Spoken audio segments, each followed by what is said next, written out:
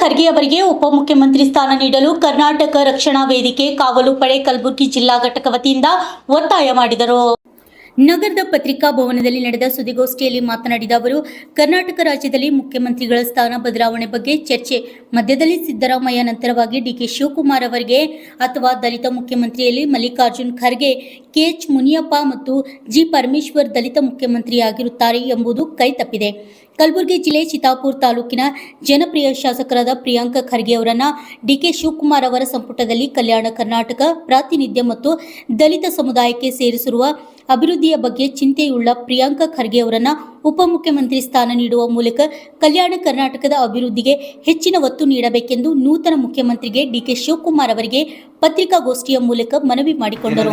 ದಿನದ ಚಟುವಟಿಕೆ ಪ್ರಾರಂಭಗೊಂಡಿದ್ದು ಕಲಬುರಗಿ ಜಿಲ್ಲೆಯ ಮತ್ತು ಚಿತ್ತಾಪುರ ತಾಲೂಕಿನ ಜನಪ್ರಿಯ ಶಾಸಕರು ಮತ್ತು ಕಳೆದ ಸಿದ್ದರಾಮಯ್ಯ ಸರ್ಕಾರದಲ್ಲಿ ಕಲಬುರಗಿ ಉಸ್ತುವಾರಿ ಸಚಿವರಾಗಿ ಕೆಲಸವನ್ನು ನಿರ್ವಹಿಸಿರುವಂಥ ಸನ್ಮಾನ್ಯ ಶ್ರೀ ಪ್ರಿಯಾಂಕ್ ಖರ್ಗೆಜಿಯವರನ್ನು ಡಿ ಕೆ ಶಿವಕುಮಾರ್ ಅವರ ನೂತನವಾದಂಥ ರಾಜ್ಯ ಕಾಂಗ್ರೆಸ್ ಸರ್ಕಾರದಲ್ಲಿ ಅವರ ಸಂಪುಟದಲ್ಲಿ ಉಪಮುಖ್ಯಮಂತ್ರಿ ಸ್ಥಾನವನ್ನು ಪ್ರಿಯಾಂಕ್ ಖರ್ಗೆಜಿಯವರನ್ನ ನೀಡಬೇಕಂತೇಳಿ ಕರ್ನಾಟಕ ರಕ್ಷಣಾ ವೇದಿಕೆ ಪರವಾಗಿ ಇವತ್ತು ಕಲಬುರಗಿ ಜಿಲ್ಲಾ ಘಟಕ ವತಿಯಿಂದ ತಮ್ಮ ಮೂಲಕವಾಗಿ ವಿನಂತಿಯನ್ನು ಮಾಡ್ತಾ ಇದ್ದೇವೆ.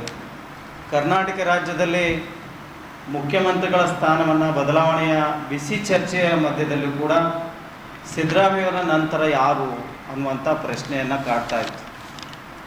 ಆ ಸಂದರ್ಭದಲ್ಲಿ ಡಿ ಕೆ ಶಿವಕುಮಾರ್ ಕೂಡ ಭಾಳ ಪ್ರಯತ್ನ ಮಾಡ್ತಾಯಿದ್ರು, ಸಿದ್ದರಾಮಯ್ಯವರು ಬಿಡ್ತಾ ಇರಲಿಲ್ಲ. ಇವೆಲ್ಲ ಗೊಂದಲಗಳನ್ನು ನೋಡಿದಂಥ ಸಂದರ್ಭದಲ್ಲಿ ಕೆಲವು ಶಾಸಕರು ಎಲ್ಲರೂ ಸೇರಿ ಇವತ್ತು ದಲಿತ ಸಿ ಎಂ ಅನ್ನುವಂಥ ಕೂಗು ಬಹುದಿನಗಳಿಂದ ದಲಿತ ಸಿ ಎಂ ಮಾಡಬೇಕು ಅನ್ನುವಂಥ ಕೂಗು ನಡೀತಾನೆ ಇತ್ತು. ಆ ಸಂದರ್ಭದಲ್ಲಿ ಮಲ್ಲಿಕಾರ್ಜುನ್ ಖರ್ಗೆಜಿಯವರು ಕೊಟ್ಟಂಥ ಕೊಡುಗೆ ಪಕ್ಷಕ್ಕೆ ಮತ್ತು ಅವರ ಸೇವೆಯನ್ನು ಪರಿಗಣಿಸಬೇಕು. ಅದ್ರ ಜೊತೆಯಲ್ಲಿ ಕೆಎಚ್ ಮುನಿಯಪ್ಪ ಅವರು ಕೂಡ 7 ಬಾರಿ ಸಂಸದರಾದವರು, ಅವರನ್ನು ಕೂಡ ಕೊಡಬೇಕು ಅಥವಾ ಜಿ ಪರಮೇಶ್ವರ್ ಮಾಡಬೇಕು ಅಂತ ಎಲ್ಲ ಗೊಂದಲ ನಡುವೆ ಕೂಡ ಮತ್ತೆ ಈ ಬಾರಿ ಆದರೂ ಖರ್ಗೆಜಿಯವರನ್ನ ಮುಖ್ಯಮಂತ್ರಿ ಮಾಡಬೇಕನ್ನುವಂಥ ಸ್ಥಳೀಯ ಶಾಸಕರು ಅನೇಕರು ಏನು ಹೇಳ್ತಾ ಇದ್ರು. ಇವತ್ತು ಅವರು ಇಡೀ ಅವ್ರ ಜೀವನವನ್ನೇ ಪಕ್ಷಕ್ಕಾಗಿ ತ್ಯಾಗ ಮಾಡಿದಂಥ ಪಕ್ಷ ನಿಷ್ಠೆಗೆ ಕೆಲಸ ಮಾಡಿದಂಥ ಖರ್ಗೆಜಿಯವ್ರನ್ನ ಒಂದು ಮುಖ್ಯಮಂತ್ರಿ ದಲಿತ ಸಿ ಎಂ ಮುಖ್ಯಮಂತ್ರಿ ಕೈ ತಪ್ಪಿದ್ದು ಎಲ್ಲೋ ಒಂದು ಕಡೆಗೆ ತುಂಬ ಬೇಸರವನ್ನು ತಂದಿದೆ ಅನ್ನೋಂಥ ವಿಷಯವನ್ನು ವ್ಯಕ್ತಪಡಿಸಿ, ಅದಲ್ಲದೆ ಶ್ರೀ ಮಲ್ಲಿಕಾರ್ಜುನ್ ಖರ್ಗೆಜಿಯವರು ಕಲಬುರಗಿ ಲೋಕಸಭೆಗೆ ಕಲಬುರಗಿಯಿಂದ ಜನರ ಪ್ರಜಾಪ್ರಭುತ್ವ ಮತವನ್ನು ಪಡೆಯುವ ಮೂಲಕವಾಗಿ ಕೇಂದ್ರಕ್ಕೆ ಅಂದಿನ ಕೇಂದ್ರ ಸರ್ಕಾರದಲ್ಲಿ ಕಾರ್ಮಿಕ ಸಚಿವರಾಗಿ ರೈಲ್ವೆ ಸಚಿವರಾಗಿ ಅನೇಕ ಯೋಜನೆಗಳು ತರದಲ್ಲದೆ ಅಂದಿನ ಹೈದರಾಬಾದ್ ಕರ್ನಾಟಕ ಇಂದಿನ ಕಲ್ಯಾಣ ಕರ್ನಾಟಕದ ಸಂವಿಧಾನ 371ನೇ ಕಲಂ ತಿದ್ದುಪಡಿಯ ಹೋರಾಟವನ್ನು ಸಂದರ್ಭದಲ್ಲೂ ಕೂಡ ಇವತ್ತು ಎಲ್ಲ ಪಕ್ಷದವ್ರನ್ನ ವಿಶ್ವಾಸಕ್ಕೆ ತೆಗೆದುಕೊಂಡು ಕೇಂದ್ರದಲ್ಲಿರುವಂಥ ಎಲ್ಲರನ್ನ ವಿಶ್ವಾಸ ತೆಗೆದುಕೊಂಡು ಆ ಒಂದು ಆರ್ಟಿಕಲ್ 371 ತಿದ್ದುಪಡಿಗಾಗಿ ಒಂದು ಕಾಳಜಿಯನ್ನು ವಹಿಸಿ ಮುಂದಾಟು ವಹಿಸಿ ಅದನ್ನು ತಿದ್ದುಪಡಿ ಮಾಡಿ ಇವತ್ತು 10 ವರ್ಷಗಳ ದಶಮಾನೋತ್ಸವ ನಡೀತಾ ಇದೆ. ಆ ಸಂದರ್ಭದಲ್ಲಿ ಇವತ್ತು KKRDBಗೆ ನಮಗೆ ಪ್ರತಿ ವರ್ಷ 5,000 ಕೋಟಿ ಅನುದಾನ ಇವತ್ತು ಸಿಗೋಂಗೆ ಮಾಡಿರುವಂಥ ಮಲ್ಲಿಕಾರ್ಜುನ್ ಖರ್ಗೆಜಿಯವರ ಕಾರ್ಯಕ್ಕೆ ನಾವು ಯಾವತ್ತೂ ಕೂಡ ಮರೆಯುವಂತಿಲ್ಲ.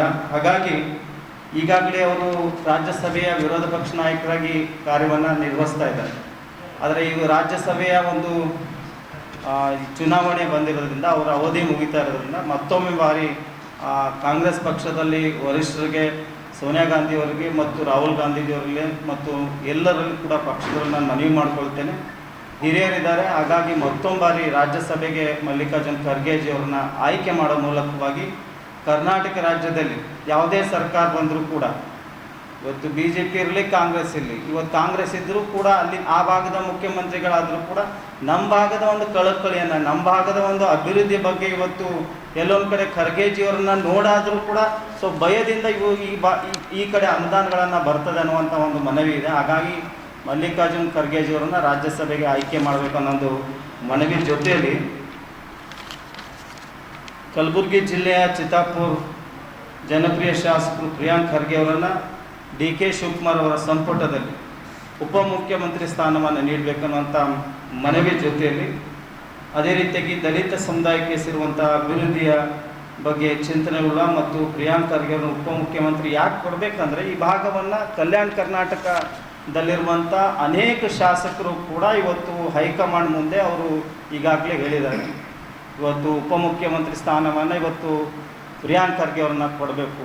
ಈ ಭಾಗದಲ್ಲಿ ಉದ್ಯೋಗ ಸೃಷ್ಟಿಯಾಗಬೇಕು, ಆಮೇಲೆ ಜವಳಿ ಪಾರ್ಕ್ ಇದೆ, ಅನೇಕ ಯೋಜನೆಗಳು ಇನ್ನೂ ಪೆಂಡಿಂಗ್ ಇದೆ. ಹಾಗಾಗಿ ಮಲ್ಲಿಕಾರ್ಜುನ್ ಖರ್ಗೆ ಅವರ ಸುಪುತ್ರ ಅಷ್ಟೇ ಅಲ್ಲದೆ ಇವತ್ತು ಈ ಭಾಗದ ಒಂದು ಅಭಿವೃದ್ಧಿ ಬಗ್ಗೆ ಒಂದು ಯುವ ಶಾಸಕರಿದ್ದಾರೆ. ಹಾಗಾಗಿ ಅವರನ್ನು ಉಪಮುಖ್ಯಮಂತ್ರಿ ಕೊಡಬೇಕು ಅನ್ನೋದು, ಸಚಿವರಾದರೂ ಮಾಡೇ ಮಾಡ್ತಾರೆ, ಸಚಿವ ಸ್ಥಾನವರು ಸಿಗ್ತಾ ಆದರೆ ಎರಡು ಮಾತಿಲ್ಲ. ಆದರೆ ಉಪಮುಖ್ಯಮಂತ್ರಿ ಸ್ಥಾನ ಸಿಕ್ಕರೆ ಈ ಭಾಗದಲ್ಲೂ ಕೂಡ ಎಲ್ಲೋ ಒಂದು ಕಡೆಗೆ ದಲಿತರಲ್ಲಿ ಇವತ್ತು ಇಲ್ಲಿವರೆಗೂ ಯಾರಿಗೂ ಕೂಡ ಕಾಂಗ್ರೆಸ್ ಪಕ್ಷದಲ್ಲಿ ಉಪಮುಖ್ಯಮಂತ್ರಿ ಸ್ಥಾನವನ್ನು ಸಿಕ್ಕಿಲ್ಲ.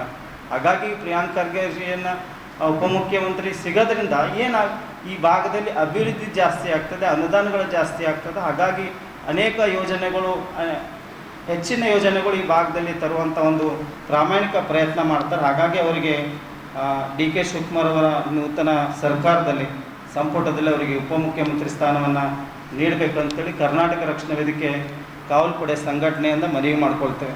ಅದಲ್ಲದೆ ಕೂಡ ಈ ಭಾಗದಲ್ಲಿ ಉದ್ಯಮಿಗಳು ಕಾಂಗ್ರೆಸ್ ಪಕ್ಷದಲ್ಲಿ ಸುಮಾರು ವರ್ಷಗಳಿಂದ ಕೆಲಸ ನಿರ್ವಹಿಸ್ತಿರುವಂಥ ರಾಜಗೋಪಾಲ್ ರೆಡ್ಡಿ ಅವರು ಕೂಡ ಪಕ್ಷ ನಿಷ್ಠೆಯಿಂದ ಇವತ್ತು ಗುರುಮೆಟ್ಕಲ್ ಕ್ಷೇತ್ರದಲ್ಲಿ ಇವತ್ತು ಕೆಲಸ ಮಾಡ್ತಾ ಇದ್ದಾರೆ.